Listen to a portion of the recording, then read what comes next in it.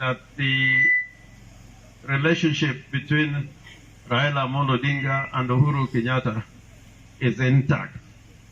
And we know that it is built on a rock, and nobody can assail it or bring it down. And they made that handshake in the year 2018, first to bring peace to Kenya, peace and stability.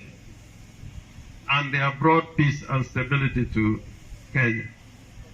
Secondly, was how to make Kenya a better nation, so that the future generations would not live some of the lives we have lived, of challenges, of suffering, and of problems which keep on recurring in this country called Kenya. So in that respect, I wanted to say the following. One, Raila Amolo Odinga and Uhuru Kenyatta have committed themselves in this second phase. The first stage was the handshake and bringing peace and stability. The second stage was BBI. And I hope that when we come to the referendum in June or July, that referendum is going to pass with overwhelming majority. And we praise the people of Siaya for being #1 in terms of county assemblies in the entire republic and showing the way how it should be done. Now, the first thing was about the rising debt in this country. There is a plan that probably we are going to raise the debt ceiling. And it is important to appreciate that the burden of debt can oppress a nation for generations. So I'm hoping this time around the parliamentarians, including myself, will look at this question of debt very critically. Because it is debt that is making people in Kenya have little money in their pockets. Even the governor has talked about 15%. That 15%, if you have debts, they have to be paid. The Constitution says you must pay your debts first.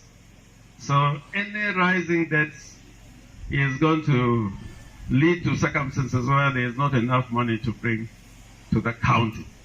So serious. In this country,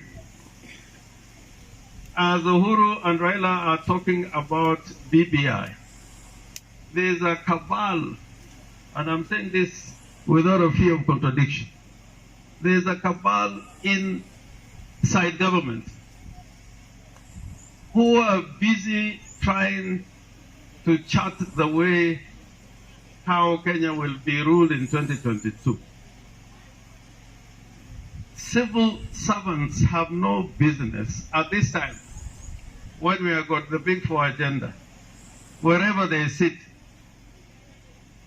to discuss and debate on a weighty political objective of how the succession is going to take place. And we saw it during Kibaki's time, even during the first Kenyatta's time.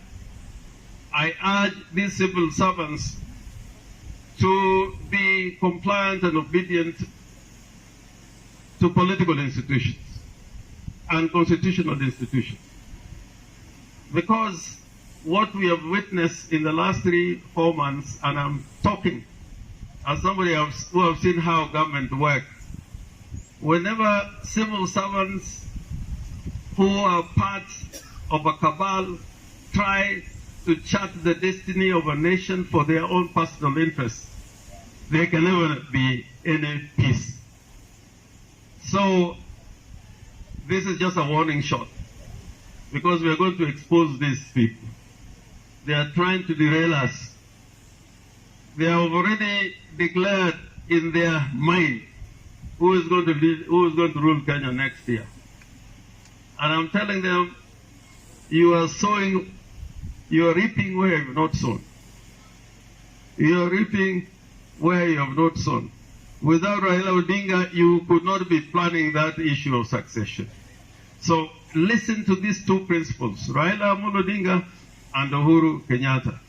And Otenda Molo and my colleagues in Parliament, we must expose a civil service that is doing politics. Even in BBI, they have led to the closure of the Secretariat so that they run the BBI project from government offices which are not given that authority. That we had, it was Professor Anyang' Nyong'o of Kisumu and Kiraitu Murungi who are leading the process of the referendum. I therefore hope that this thing is going to be taken seriously so that these institutions, the way they are behaving, even in elections, you've seen how elections have been held this year. That cannot be an election.